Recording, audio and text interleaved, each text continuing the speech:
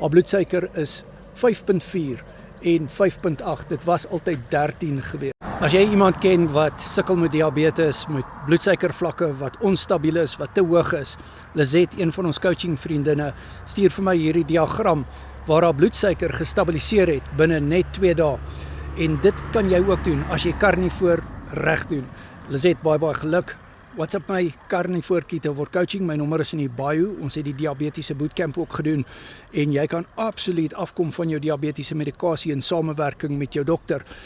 So party mense vat so 'n bietjie langer, maar ander doen dit sommer baie vinnig. Dit hang af van jou kroniese situasie. Wat ons ook gaan bespreek in die bootcamp, of nie die bootcamp nie, in die coaching sessie wat op WhatsApp video call gaan wees. Jy kry toegang tot my vir 30 dae.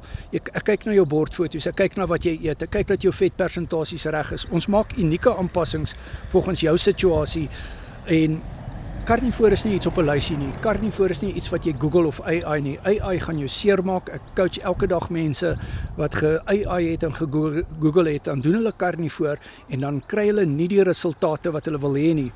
Hulle raak frustreerd. Hoekom wil jy frustreerd raak? Stap die pad saam met my. Jy kry 200 plus resepte. Ek coach al vir 6 jaar op die carnivore dieet. Ek self is vandag 7 jaar en 45 dae op die carnivore dieet. Ek het my eie nie-alkoholiese vetterige lewer wat jy heel waarskynlik ook het. Jy het heel waarskynlik 'n vetterige lewer, jy weet dit net nie.